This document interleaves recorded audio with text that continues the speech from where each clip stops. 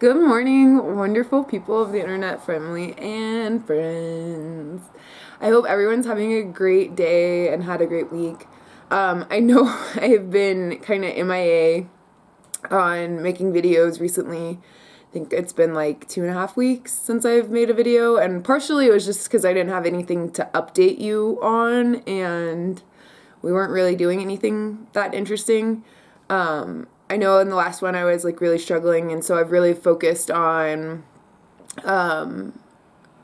relying on my support group and leaning into that a little bit, and also just exploring new things, which maybe I'll share with that a little bit later, or on a different video, but I just wanted to jump on because I'm feeling pretty good. Sorry if you can hear the cars. My front door is open because the lighting in here is just lovely. But, yeah. So, jumping into our TTC,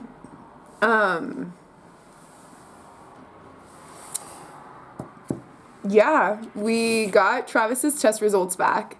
They came back normal, which we were anticipating. We just didn't really feel like there was something wrong there, again, because we are able to conceive. It's more of the viability of a pregnancy. So, I have mixed feelings about it. I'm obviously happy to know that nothing's wrong with either one of us, or like that is majorly wrong or is going to cause, infertility permanently. But at the same time, I feel like we don't have any answers. That we have as much information that we had when we first started trying last December, just more heartbreak and less naive. And I guess by being less naive, we have more education, and, I have been taking my prenatals still through this whole entire thing. I've been taking CoQ10, and I have been taking baby aspirin.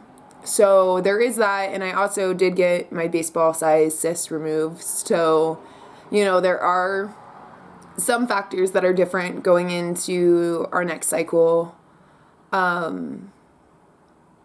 But it's still scary. It's very nerve-wracking. We've had some really good talks about whether or not we were going to keep trying this year, or if we were just going to lay low until next year. And we've decided that we're going to keep trying. We're going to try one more time this year.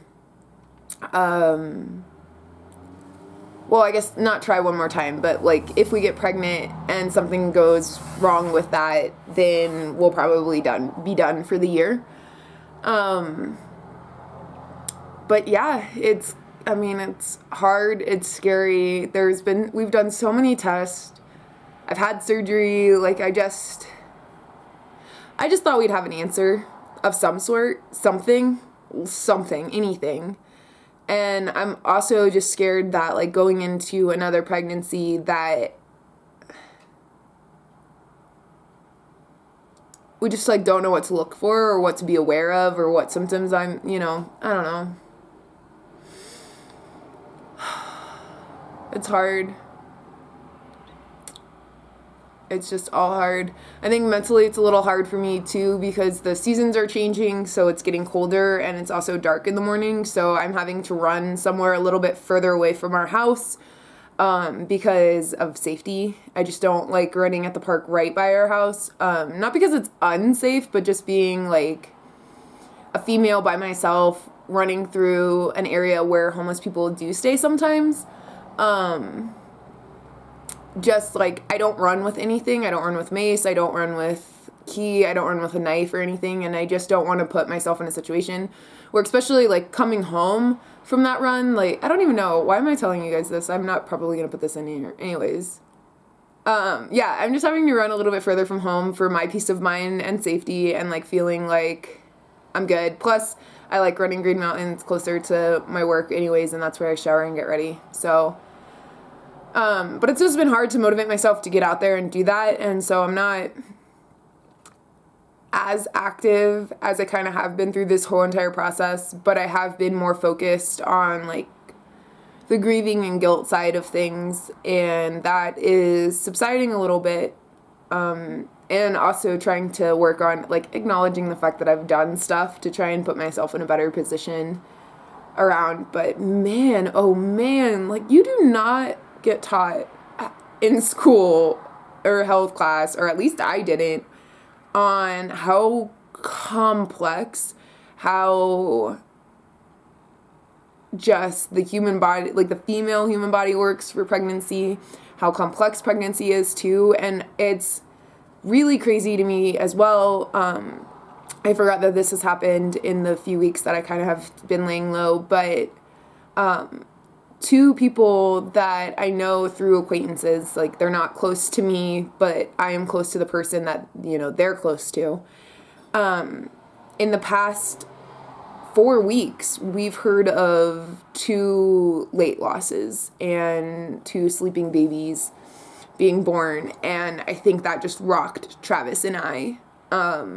One is a dear friend I went to school with, and it was her sister, and she lost her baby to a true knot at 28 weeks. And the other loss was at 34 weeks, and it was lack of amniotic fluid. So I think it just like rocked us a little bit on like the realities of the situations. For us is like right now, like we just fingers crossed we can get to 8 weeks, like we can get to an ultrasound with a heartbeat kind of thing.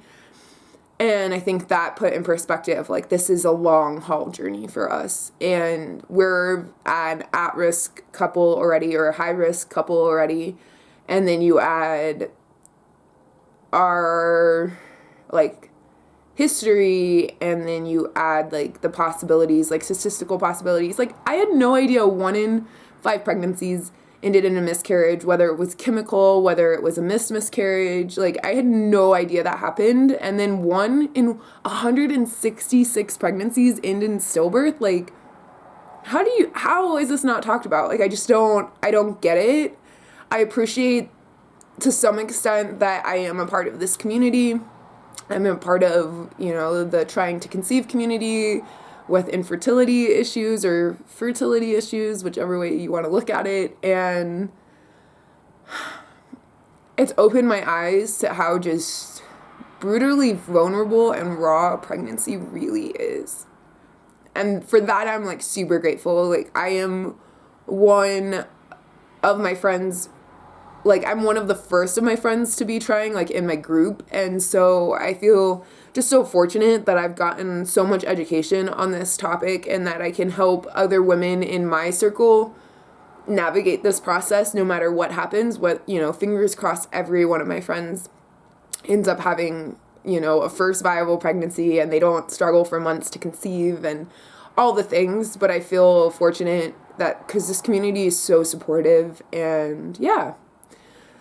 Anyways, so we are trying next cycle, and I'll keep you guys posted, and we're going from there. And just wish us luck, think about us, pray for us, keep us in your thoughts, whatever you do. Like we really appreciate it. And again, as always, I really appreciate you taking time to watch my videos, share my videos, like my videos, whatever you're doing. And if you're just stopping by real quick to see another person that's struggling with conceiving, like, hi, I see you, you're not alone, I'm not alone, and for that I am very, very grateful. So thanks so much, and I will get back to posting weekly again now that I'm like in a good space. My family came and visited, we got to see our nieces, and they just make me so happy.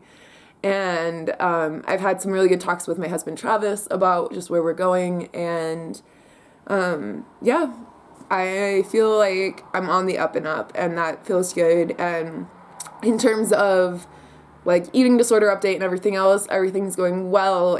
I feel like mainly things have kind of felt